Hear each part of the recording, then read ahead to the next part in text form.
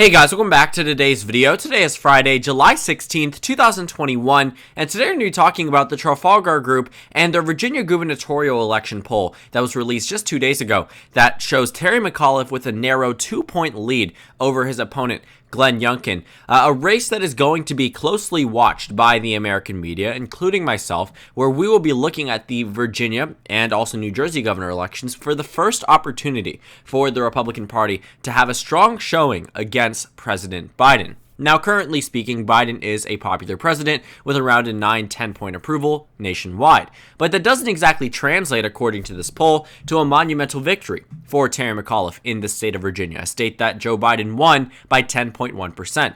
Only winning on the presidential level by 4.5%. So if Biden is up 9-10 points nationally speaking amongst the same electorate where he only won by around 5 points, you would expect Virginia to have a much better result for Terry McAuliffe. But according to the Trafalgar Group, that simply is not the case. Now, for a little bit of a back history for 2017, this was a race that was won by Ralph Northam against Ed Gillespie. It was a race that showed closer results, where Northam was expected to win by 3.3% based off the polling averages, but ended up winning by 8.9%. Wasn't really that competitive.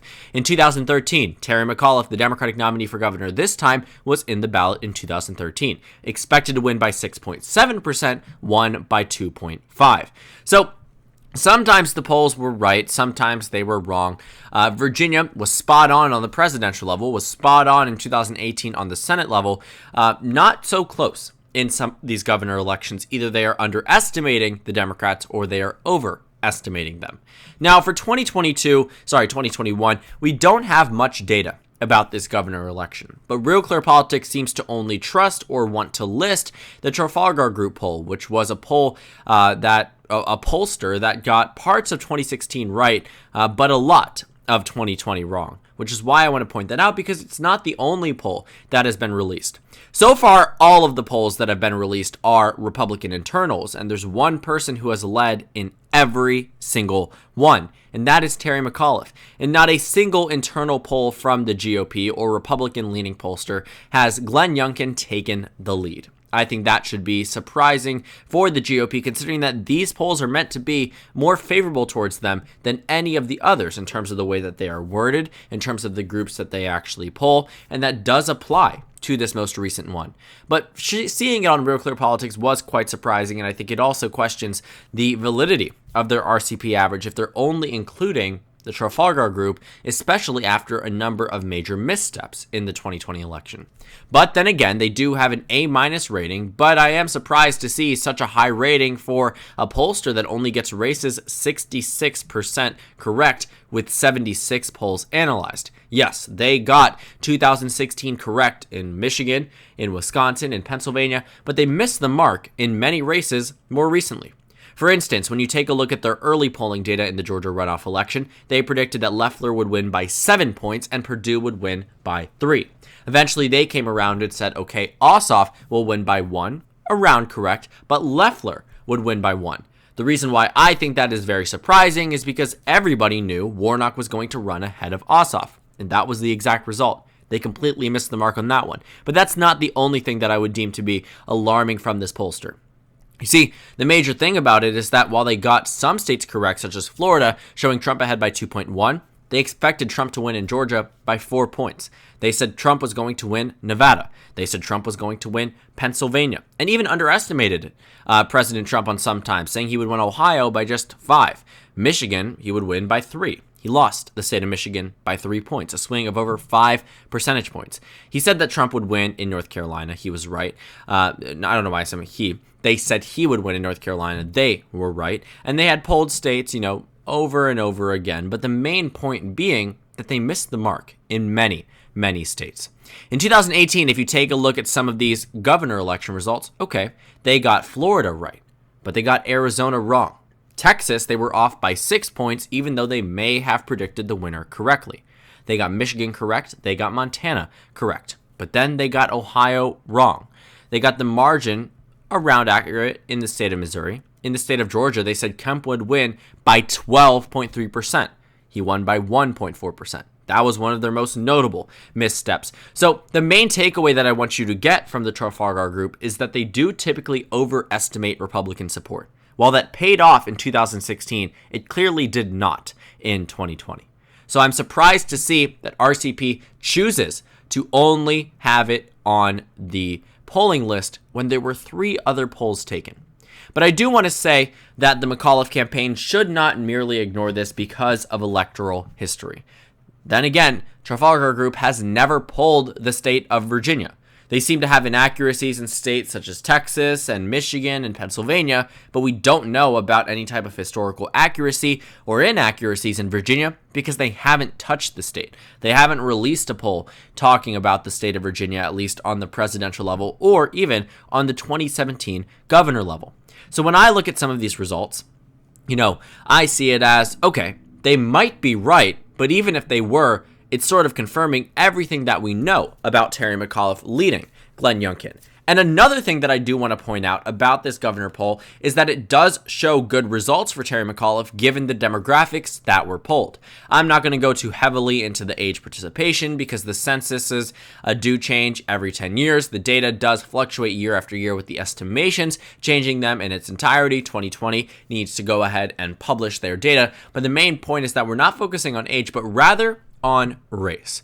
And if you take a look at the U.S. Census Bureau, you'll see that the white alone percentage is 69% of Virginia residents. Okay, that checks out. Just 2 points off, so I'm not super alarmed. But then looking at the black or African American alone percentage, 20 points down to 17, well, that's a pretty significant decrease.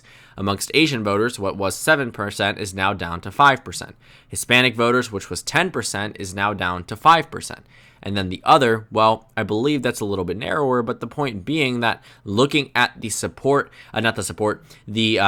ethnicity participation, as they put it, you will see that white voters have the majority, which makes sense. But then based off of the different breakdowns, black voters, Asian voters, Hispanic voters, it seems to be underrepresenting the amount of constituents in the state of Virginia that are minorities. And this is why it's good for Terry McAuliffe that he's taken the lead. Because looking at the most recent Virginia exit polls from the 2020 election, out of 5,000 respondents, white voters did back Donald Trump by a 7-8 point margin. Black voters backed Biden by 79 points. Yes, you heard me correctly. Amongst white voters, Trump won by 8% in the state of Virginia. Amongst black voters, Biden won by 79 points. Won Latino voters by 25 points, won Asian voters by 22 points, won other racial/ethnic groups by 7 points. So, point being that Trump only won white voters in the state of Virginia, and every other demographic group supported Biden by at least 7 points. And then the next lowest is a 22-point margin of victory for the Democratic Party, which means that any type of underrepresentation of minority participation in this poll indicates stronger numbers for Democrats and weaker numbers for Republicans. Looking at the gender breakdown, or the gender participation as they put it, when you're classifying this poll by sex, you'll see that male voters, female voters, there's a big difference there. Based off the Census Bureau numbers, there is not a big difference. Based off the Census Bureau, it says that female persons are 50.8% of the state's population. Here, they're polling as if it was 54%. Now, female voters tend to back Democrats by a much higher margin than they back Republicans, and compared to male voters, a much higher margin. But point being that, even though they may have polled more women than men, the lack of racial, identification or composition in this poll compared to what actually is in the state of Virginia, while it may seem insignificant, insignificance can truly mean a lot when you get down to the very individual aspects of a race, especially if they're showing Terry McAuliffe ahead by just 2 points. Who knows? If they accurately polled the state, maybe it could be 4-5 points, given how overwhelmingly Democratic the rest of the demographic groups are, besides white voters. And again, this state was never going to be easy for Glenn Youngkin to win. Terry McAuliffe has been the leader for the entirety of the campaign season. He led in the Democratic primary and won every single county. He went on to this general election and has not been behind in a single poll, despite them all being Republican partisan internals. That is a good sign for Terry McAuliffe. But this 2-point lead should sort of tell him, okay, maybe there's some room to do, more work and more campaigning and more canvassing, more fundraising, etc. But it doesn't put him in a tricky position per se. Glenn Youngkin needs a perfect storm to win in 2021, and he simply isn't getting it. The Trafalgar Group poll doesn't exactly tell me much more than what we already knew, that a Republican internal was going to show Terry McAuliffe ahead by a narrow amount. In fact, the New York Times did a little bit of an article on them right before the election talking about how the pollster says that Trump is going to win Arizona, Trump is going to win Michigan, and Trump is going to win Florida. Florida was right, Michigan and Arizona were wrong. They pointed out that people didn't believe this pollster in 2016 and they got it right, but then they got it wrong in 2018, they got it wrong in 2020, and now they are likely going to get this margin potentially wrong. And if they end up showing Glenn Youngkin ahead, which I wouldn't exactly put past them because they have been very hidden about their methodology, I'll talk about that in just a moment, we might see them be wrong again in 2022. But for the way that they do go ahead and ask these pollsters and ask these pollees, I guess that's what you would call them, the people who are the respondents, right? The Trafalgar Group has never really revealed their methodology. They sort of tell people that they are going about this a different type of way to account for the silent majority, to account for the silent Trump / Republican voter. And while that worked out in 2016, it did not work out in 2020. And for them to not even release the methodology is also quite interesting because then you can't really check to see what they're doing wrong. For all other pollsters, quite literally almost every single other pollster, you will see them release exactly who they polled, where they polled, why they polled different regions, how the questions were worded, the 30 to 50 questions asked despite only one being a major headline. For the Trafalgar Group, they throw together a 7-slide PowerPoint and call it a day and don't exactly reveal the way that they go about and get these numbers. But if they end up being wrong, we might see Terry McAuliffe pull off a victory closer to Joe Biden's rather than what they are suggesting. Because looking at this 2-point lead, I keep in mind that it's a Republican internal, and these people don't exactly have the strongest history recently. They may have had it in 2016, but beyond then, I'm not thoroughly impressed. I will say that the Trafalgar Group does have room to improve. They seem to be getting the Rust Belt more correct than other pollsters, at least in terms of margin of victory for either candidate. But I do also want to say that sometimes they are just dead wrong. So don't take this poll to heart. I just think that it provides more context about the race, but we still have yet to see a major public poll for this Virginia governor election. Terry McAuliffe is leading all of these polls, but we have yet to see, PPP release a poll, which actually is not a nonpartisan pollster. But let's say, for instance, we could see a poll from Fox News, CNN, MSNBC. Yes, these are news companies, but they aren't the ones who are trying to skew the results in favor of one candidate to benefit their own party or to send out fundraising emails. A lot of the times, these polling firms that are associated with CNN, Fox News, MSNBC, etc., do work on their own because they really don't gain anything by skewing the polls in one way or another. Either way, they're going to make content out of it, so why lie to the people? Yes, of course, there is that distrust in the American media, but understand that those polls are much more reliable and more accurate than ones that have the little R or D by the name. I want you to keep that in mind when you look at future polls. So all in all, what do I expect to see in the future? Hopefully more data. But right now, this doesn't tell me that Terry McAuliffe is going to lose in 2021. I've seen a couple of people sort of cite this poll as a reason why, McAuliffe is lagging behind. Youngkin is going to take the lead inevitably. I've yet to see it. Not a single poll, and they are all Republican internals.